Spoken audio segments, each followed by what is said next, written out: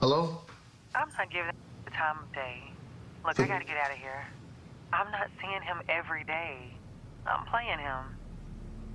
Zach ain't shit. And I be filling his head up like he the man. Broke ass.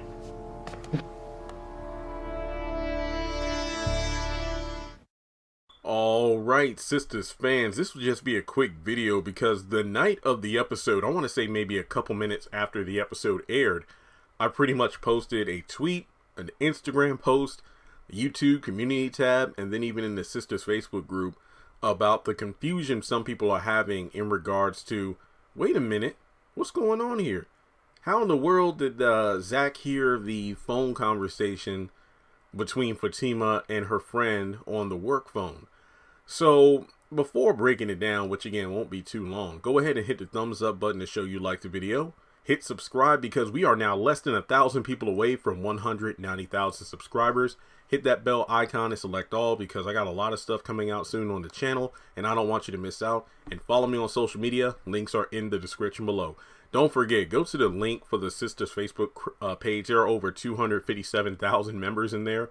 Yeah, the conversations go on every day, all day. Trust and believe it. If you're a Sistas fan, you want to join the group. So, as someone who worked in a call center 3 years, trust me, this is indeed possible. I feel like, yes, Tyler Perry has wanted us to suspend the, I don't know, limitations of our disbelief.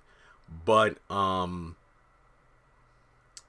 this could happen. I mean, put it this way. Have you ever called somewhere, maybe to pay a bill or file a complaint?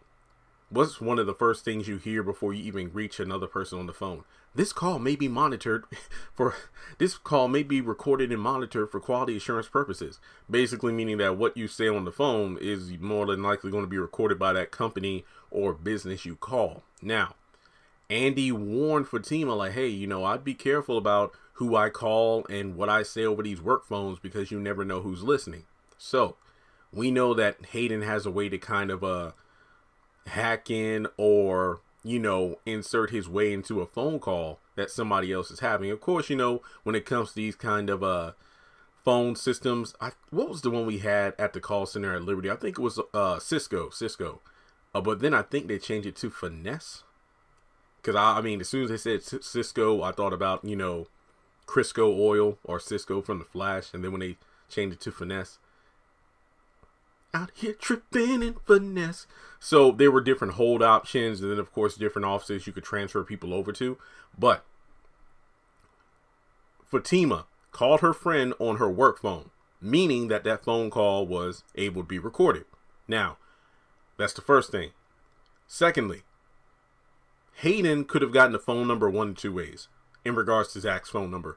In my post, I said that, you know what, he probably got Fatima's work phone call history and found Zach's number that way. Or the alternative, since Zach was formerly part of the Chain Breakers group and Hayden is involved with that group, he had the access to the phone numbers. So he was able to, you know, okay, I got the recording of Fatima's phone call.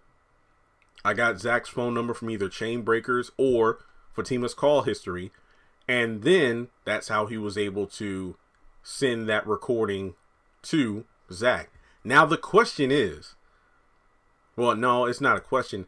Obviously, we don't know how much of the phone call Zach actually heard because the episode, you know, kind of blacked out when he took the phone from his ear. He's like, the look on his face is like, ain't this a...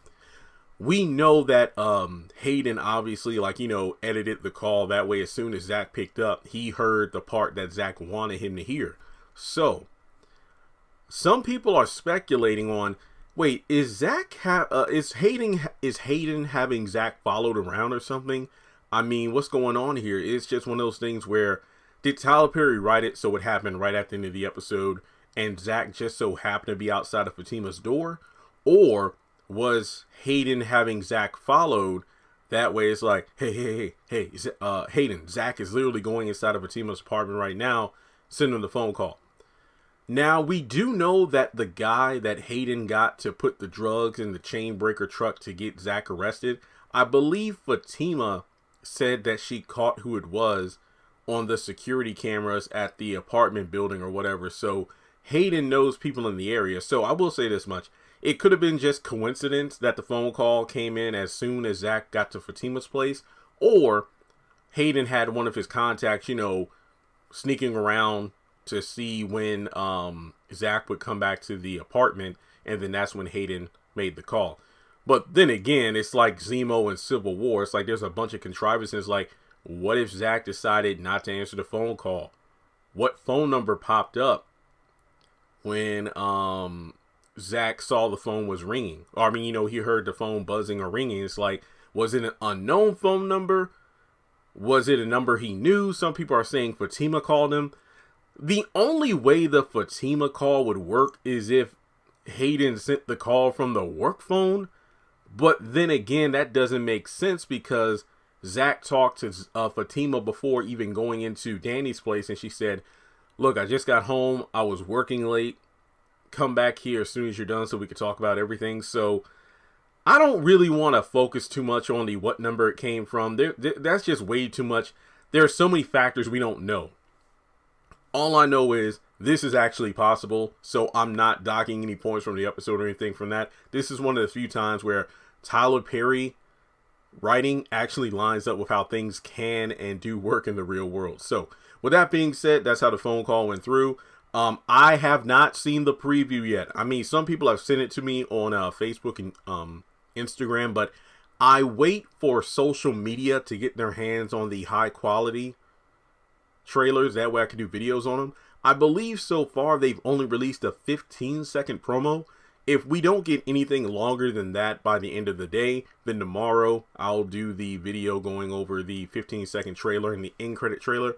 But I do like to wait for the 30-second one just because it gives me more context sometimes. That way I'm not doing... Look, I know I do a lot of videos as it is, but if it helps cut down, if like waiting on a 30-second trailer prevents me from having to do 3 different theory videos, and then by the time the trailer comes out, the theories are already debunked, it saves time. So let me know your thoughts in the comment section below. Look, all I'm saying is Zach shouldn't answer that damn phone. And whatever conversation happens in the next episode obviously doesn't go well considering Zach ends up at the hotel. So sheesh. But alright guys, thanks so much for tuning in. Hit like and subscribe. And if you want to donate to the channel, feel free to do so on PayPal or Cash App.